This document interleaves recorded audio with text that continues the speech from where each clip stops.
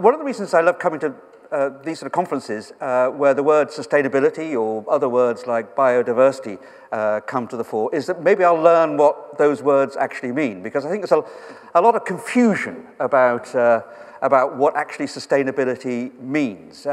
We've seen from the opening remarks that that for most people, sustainability is about the environment, is about being green, is about a city that isn't dependent on carbon, those sorts of attitudes. I think if you asked a business person what sustainability meant, they would probably talk a bit about that. But if you said, what is sustainable about your business, they would say making a profit. Because unless you can make a profit, you will not sustain that business. It will not exist. It will not have the ability to pay its taxes and therefore, hopefully, to fund some of the things that will make London or wherever they are a cleaner and better city to live in. So I think as a business organisation, we would come from the starting point that sustainable for businesses means that they have to survive. We are a not-for-profit organisation, but my board is never tires of telling me that I have to make a profit or the organisation won't survive and won't be sustainable.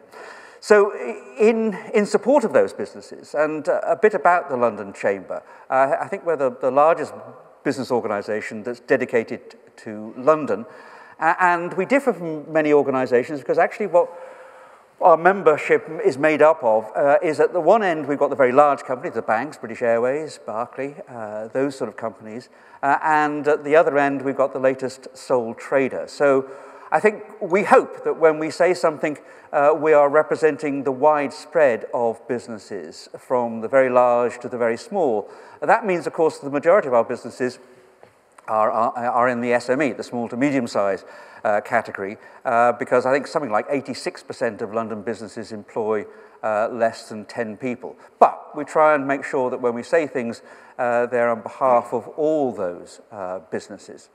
And if you go on our website, if you during the election you got one of these, which is London Demands. We decided we wouldn't ask anymore. I think we decided that during the election we would demand the things that London business needs. We hope that the present government has listened to that. One of those, hopefully, will come out tomorrow morning when the Davis Commission comes up with their recommendations for extra runway capacity in the southeast, something that we have been campaigning for a very long time. And we hope, just as a political point, that the government takes heed and actually does something about it. We need decisions, not dithering, I think is what you'll find on our website. So we hope that will come in, because we believe that will help the sustainability of London businesses, especially in the area that we're heavily involved in, which is international trade. We as an organisation take about between 10 and 20 trade missions across the globe, especially with smaller businesses, trying to help them expand by international business. And I think extra runway capacity is vital to that. We actually believe that you need runways at Gatwick and Heathrow. So we hope that there's some thought that maybe the Davis Commission will say just that, but we will see. But if you see that, you will see there's a whole series of issues that we believe are important to the main theme, moving, living, working, all those better. I suppose key at the moment will be housing. We have done a number of reports on housing so far. We've seen the figures about the increase in London's population. It's obvious to everybody that we need to build those houses. And I think there's some evidence. We had the Chief of Staff from the Mayor's office at an event earlier last week, where he was very bullish about the number of houses that were being produced. But of course, it's a vast number. We need 40,000. And we have made a number of recommendations, one of which I'm glad to say the government has taken up, which is the London Land Commission, which is to try and get what I call, to Boris, a doomsday book of brownfield sites. I knew that that sort of historical reference would stay in his mind, and it did. And those of you at the Tate Modern before the election will have heard him and the Chancellor use that phrase, because we need to know what land there is. We need planning. And of course, The other area that we've done a lot of work on is skills, because we believe that there's probably about a 20% deficit in the trades and the skills we need to build those houses. So we need to do that. Transport is obviously something that's always high on our agenda. Our first paper on Crossrail, the London Chamber of Commerce, was in 1973.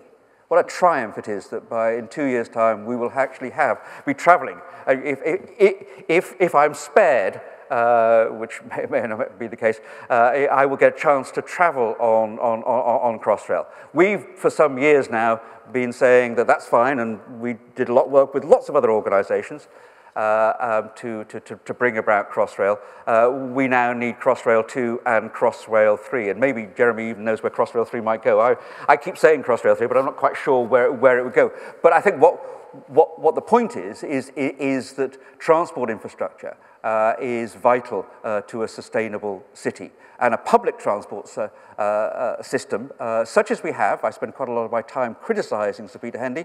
Now I have a wonderful opportunity to criticise him as he goes to Network Rail and tries to take on that. But actually, we have a fantastic transport system, as Ed Glazer pointed out. But we need to make sure that that is sustained, and that means money, and that means businesses being successful to pay their taxes to be able to afford that. All of those things you will see if you go on our website, and please do go on our website and look at the sort of issues that we're looking at, which are to do with infrastructure, to do with skills, to do with housing, all those sort of things.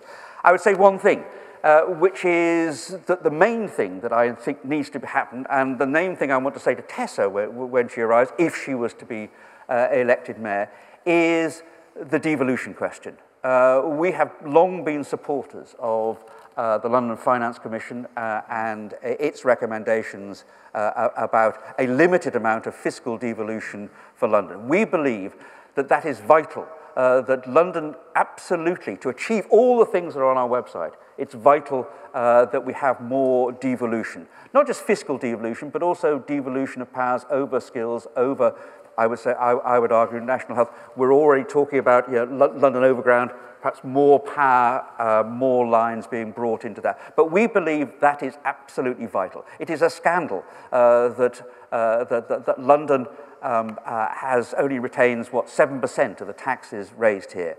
I think the recommendation of the London Finance Commission is that it should be something like 14, 15, a very small compared to Tokyo or Paris or New York.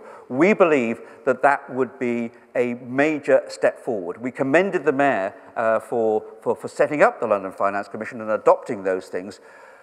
I have to say that my own personal feeling at the moment is that other cities are making the running, notably the Northern Powerhouse, and as I come from Liverpool, nothing gives me worse thoughts than the Manchester getting all that attention, but actually we work with Manchester Chamber of Commerce on this, trying to make the case for devolution. But actually, I think there's a danger that London is falling behind. Everyone tells me, no, it's all right, we're on the coattails of Manchester. If they achieve things, then we will achieve things. I have to say, I'm not sure that's the case. I think London is such a specific case, so many civil servants, so many politicians live here, that them giving up that power that they believe they have on the city is going to be incredibly difficult. And I have to say, although I'm a huge supporter of devolution, I am pessimistic.